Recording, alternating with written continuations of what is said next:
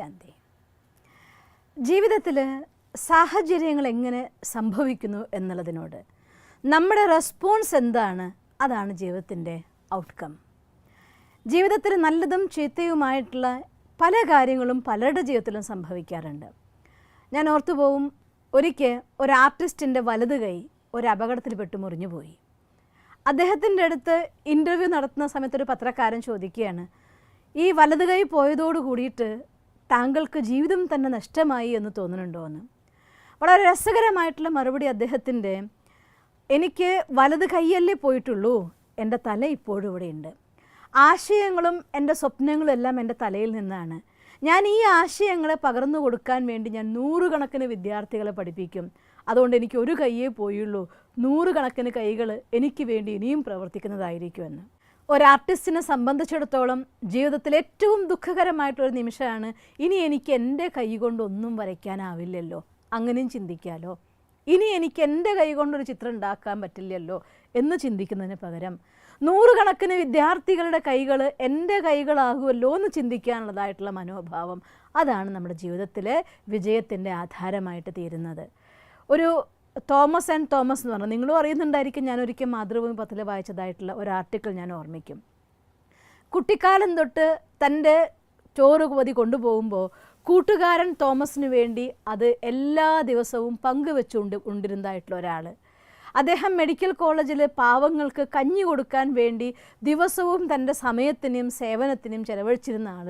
അദ്ദേഹത്തിനൊരു മകൻ ജനിച്ചപ്പോൾ ആ കുട്ടിക്ക് എഴുന്നേറ്റ് നടക്കാൻ പോലും സാധിക്കാത്ത രീതിയിലൊരു കുട്ടി. ചെറിയ പ്രായത്തിൽ തന്നെ ആ കുട്ടിക്ക് മരണം സംഭവിക്കുകയാണ്. അപ്പോൾ ഒരാൾ അദ്ദേഹത്തോട് വന്ന് ചോദിക്കുക, ഇത്രയൊക്കെ നല്ല കർമ്മങ്ങൾ ചെയ്തിട്ടും നിനക്ക് ഇങ്ങനെ ഒരു വിധി ഈശ്വരൻ തന്നുല്ലോ എന്ന് ചോദിക്കുകയാണ്. അദ്ദേഹത്തിൻ്റെ മറുപടി, ഞാൻ നേരിട്ടറിയുന്ന വ്യക്തിയല്ല, ആർട്ടിക്കിൾ ഞാൻ വായിച്ചു, പിക്ചർ ഞാൻ കണ്ടു, ഇന്നും എൻ്റെ മനസ്സിൽ ആ കോട്ടിങ് ഉണ്ട്. ഈശ്വരന്, ദൈവത്തിന് ഒരു രോഗിയായ ശുശ്രൂഷ അർഹിക്കുന്ന വിധത്തിലുള്ളതായിട്ടൊരു സ്ഥലത്തേക്ക് ഒരു രോഗിക്ക് അവൻ്റെ പാപം തീർക്കാൻ വേണ്ടി അയക്കണമായിരുന്നു. അത് എൻ്റെ അടുത്ത് അയച്ചാൽ അവനൊരിക്കലും കഷ്ടപ്പെടില്ല എന്നുള്ളതായിട്ടുള്ള ദൈവത്തിൻ്റെ വിശ്വാസമാണ് അവൻ എൻ്റെ അടുത്തേക്ക് അയച്ചത്. അതുകൊണ്ട് എൻ്റെ ദുഃഖമല്ല ഞാൻ കാണുന്നത്, ഇവിടെ ഈശ്വരൻ എന്നിൽ അർപ്പിച്ചതായിരിക്കുന്ന വിശ്വാസത്തിൽ എനിക്ക് അഭിമാനമാണ് തോന്നുന്നതാണ് ഒരച്ഛൻ തൻ്റെ മകനെക്കുറിച്ച് പറയുകയാണ്.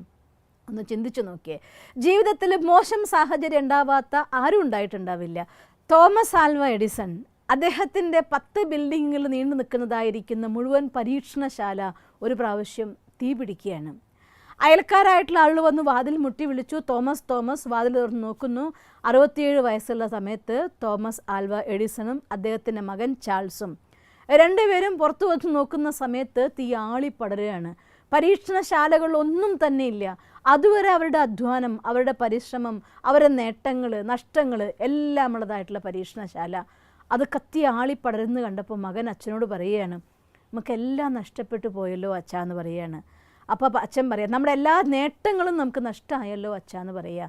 അപ്പോൾ അച്ഛൻ്റെ മറുപടി, ആ നേട്ടങ്ങൾ മാത്രമല്ലല്ലോ, നമ്മുടെ തെറ്റുകളും അതിൽ കത്തിപ്പോയിട്ടില്ലേ എന്ന് ഒന്ന് ആലോചിച്ച് നോക്കൂ.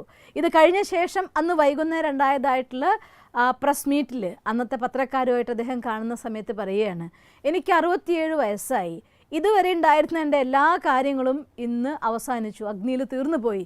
പക്ഷേ ഒരു കാര്യം ഞാൻ നിങ്ങൾക്ക് ഉറപ്പ് തരാം, നാളെ മുതൽ ഞാൻ വീണ്ടും തുടങ്ങുമെന്ന്. അദ്ദേഹത്തിൻ്റെ മനസ്സിൽ ദൃഢസങ്കല്പമാണ്. ഇന്ന് നമ്മളൊക്കെ ഈ പ്രകാശത്തിൻ്റെ ലോകത്ത് സുഖകരമായിട്ട് ഒന്നിച്ച് കാണുകയും കേൾക്കുകയും ചെയ്യുന്നുണ്ടെങ്കിൽ അദ്ദേഹത്തിൻ്റെ ആ ദൃഢനിശ്ചയത്തിൻ്റെ ആധാരത്തിൽ നമുക്ക് കിട്ടിയ ഗിഫ്റ്റാണ്.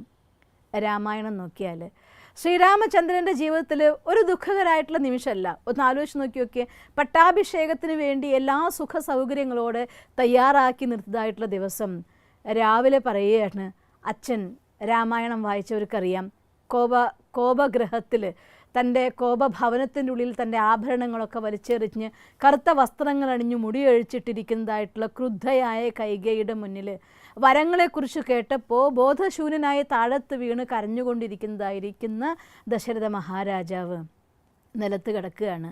അദ്ദേഹത്തിൻ്റെ മന്ത്രി സുമന്ത്രർ പറഞ്ഞയച്ചു രാമനെ കൊണ്ടുവരാൻ. രാമൻ വന്ന് ഈ അവസ്ഥ കണ്ടപ്പോൾ ചോദിക്കുകയാണ്, മാതേ എന്ത് സംഭവിച്ചു എൻ്റെ അച്ഛന്, എന്തുകൊണ്ടാണ് അദ്ദേഹം ഇങ്ങനെ കരഞ്ഞുകൊണ്ടിരിക്കുന്നത് എന്ന്. പറയും, അച്ഛൻ്റെ ദുഃഖത്തിൻ്റെ ഒരു കാരണം അത് നീയുമാണ്, അദ്ദേഹം ധർമ്മസങ്കടത്തിലാണെന്ന് പറയും. അപ്പോൾ എന്താണ് കാര്യം ചോദിക്കും.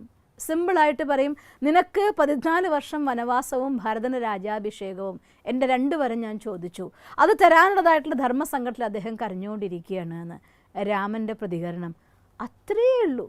ഒന്ന് ആലോചിച്ച് നോക്കിയൊക്കെ, ഒരു ദിവസം 2 ദിവസത്തേക്കല്ല, 14 മാസത്തേക്കല്ല, 14 വർഷത്തേക്ക് വനവാസത്തിന് പോകാൻ വേണ്ടി പറയുകയാണ്.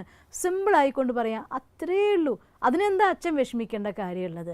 അപ്പം അതുകൊണ്ടാണ് ഇത്തരത്തിൽ ആര് തൻ്റെ ജീവിതത്തിൽ മോശമായ അവസ്ഥ വരുമ്പോൾ അതിന് ഏറ്റവും സരളമായ രീതിയിൽ പോസിറ്റീവായിട്ട് പ്രതികരിക്കുന്നു, അവരാണ് രാജാരാമനിൽ നിന്ന് മര്യാദ പുരുഷോത്തമനായിരിക്കുന്ന ശ്രീരാമചന്ദ്ര പ്രഭു എന്ന് ലോകം പറയുന്ന അവസ്ഥയിലെത്തുന്നത്. ഇന്നും സുവർണ ലിപികളിൽ എഴുതപ്പെട്ട തോമസ് ആൽവ എഡിസൺ എന്നതായിരിക്കുന്ന പേര് വന്നിട്ടുണ്ടെങ്കിൽ, ജീവിതത്തിൽ എല്ലാവരും തൻ്റെ ഇവൻസിനോട്, ജീവിതത്തിൽ മോശം സംഭവിക്കാത്ത ആരും ഉണ്ടായിരിക്കില്ല, പക്ഷേ ആ മോശം സംഭവങ്ങളോട് എൻ്റെ പ്രതികരണം, ആ ഇവൻസിനോട് എൻ്റെ റെസ്പോൺസ് എങ്ങനെയുണ്ട്, അതാണ് എൻ്റെ ജീവിതത്തിലെ ഔട്ട്കം.